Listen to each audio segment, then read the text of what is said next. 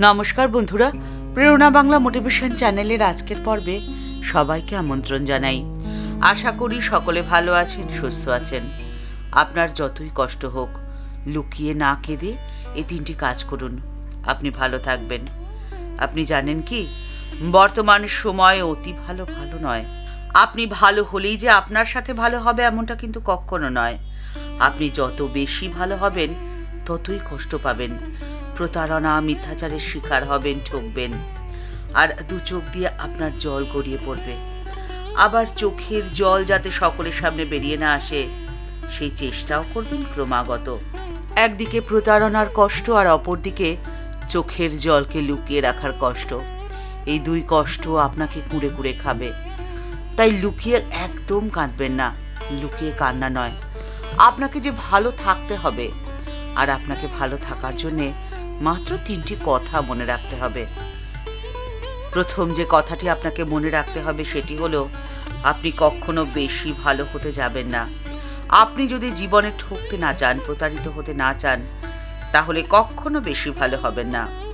বেশি আদর দিলে সন্তান বিগড়ে যায়, বেশি লোভ করলে জীবন নষ্ট হয়ে যায়। তরকারিতে বেশি নুন দিলে তরকারি আর খাওয়ার উপযুক্ত থাকে না। আর সেজন্যই অতিরিক্ত ভালো মানুষ একদম হবেন না। মানুষ চিনতে হবে আপনাকে।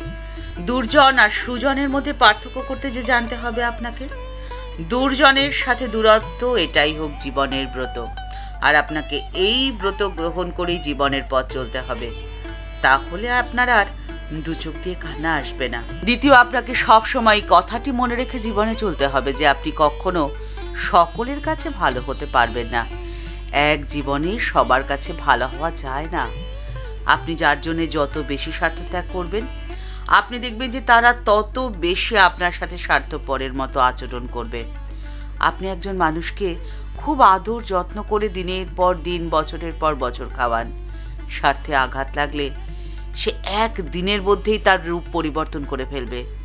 এটাই যে সংসারের নিয়ম। আপনার পোষা প্রাণীটি আপনার জন্য কাঁদবে, ব্যাকুল হবে, কিন্তু মানুষ নয়। সেই জন্যই ঠাকুর বলেছেন নির্লিপ্ত হয়ে কাজ করতে, অর্থাৎ আপনি প্রত্যাশাহীন কর্ম করুন। আপনি যার জন্য যতই করুন না কেন, বিনিময় তাদের থেকে কিচ্ছু প্রত্যাশা করবেন না। আপনি যদি প্রত্যাশাহীন কর্ম করতে পারেন, তাহলে আপনার আর কষ্ট হবে না। আর তৃতীয় যে কথাটি আপনাকে মনে রাখতে হবে সেটি হলো, আপনি আপনার জীবনটাকে উপভোগ করুন, অভিযোগ করবেন না। আপনি কার সম্বন্ধে কাকে অভিযোগ করবেন বলুন তো? পৃথিবীর প্রায় 90% মানুষের চরিত্র বদলের হাতিয়ার কি বলুন তো? অর্থ আর স্বার্থ। অর্থ থাকলে সবাই আপন, আর স্বার্থ ফুরিয়ে গেলে কেউ আপন নয়, সবাই পর। আপনি যদি আপনার জীবনটাকে উপভোগ করতে চান, আপনি যদি নিজেকে ভালো রাখতে চান, তার উপায় বলেছেন স্বামী সর্বপ্রিয়ানন্দজি। স্বামী সর্বপ্রিয়ানন্দজি বলছেন যে জীবনে বাঁচো স্টেশন মাস্টারের মতো হয়ে।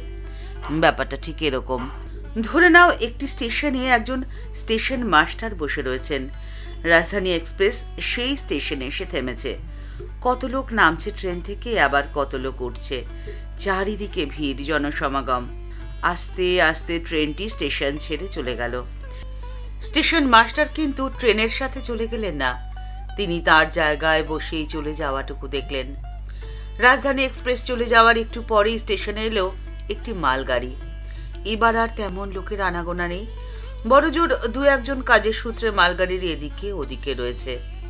তারপরে সেই গাড়িটিও স্টেশন ছেড়ে চলে গেল। কিন্তু স্টেশন মাস্টার, তিনি তো এখনো নিজের জায়গায় স্থির এবং অচঞ্চল। এই চলে যাওয়া দেখছেন। মালগাড়িটি চলে যেতে স্টেশন একদম ফাঁকা। তখন তাতে না আছে কোনো লোকজন, না আছে কোনো ট্রেন, কিন্তু স্টেশন মাস্টার বসে রয়েছেন নিজের আসনে, অবিচল। যে স্টেশন মাস্টার এক সময় দেখেছেন রাজধানী এক্সপ্রেস, লোকজনের ভিড়, ওঠা নামা, কথাবার্তা, সে একই স্টেশন মাস্টার তিনি তার একটু পরেই দেখেছেন ছিমছাম স্টেশনের দু একজনের মুখ। তারপর জনশূন্য স্টেশন। ঠিক সেরকম ভাবেই আমরা প্রত্যেকেই সেই স্টেশন মাস্টার, সে এক চৈতন্য স্বরূপ। ওই রাজধানী এক্সপ্রেস এবং নানান রকম পরিচয় আর সম্পর্কের লোকেরা আনাগোনা। এই যেন আমাদের জাগ্রত অবস্থার প্রতীক। মালগাড়িটির এসে দাঁড়ানো এবং স্বল্প কিছু লোকের যাওয়া আসা যেন আমাদের স্বপ্ন অবস্থা, আর জনশূন্য ফাঁকা স্টেশন আমাদের সুষুপ্তি অবস্থা। এই তিন অবস্থায় প্রত্যক্ষ করছি আমরা, কারণ আমরা চৈতন্য স্বরূপ, অবিচল, অনন্ত। কোনো একটি অবস্থার সাথে আমরা চলে যাইনি। স্টেশন মাস্টারের মতোই সেই রয়েছি একই জায়গায়, অবিচল, অচঞ্চল। আমরা কেবল দেখে যাচ্ছি নানান অবস্থার আসা আর যাওয়া। পঞ্চদশিকার বিদ্যানন্দ স্বামী তাই তো বলছেন, শরীর আর মনের অতীতে এই সম্বিতি হলো স্বয়ং আমি। এই চেতনার উদয় নেই, অস্ত নেই। সে দিনের পর দিন, মাসের পর মাস, বছরের পর বছর, যুগের পর যুগ, কল্পের পর কল্প ধরে দেখে চলেছে এই জাগ্রত, স্বপ্ন এবং সুষুপ্তি অবস্থার আসা আর যাওয়া।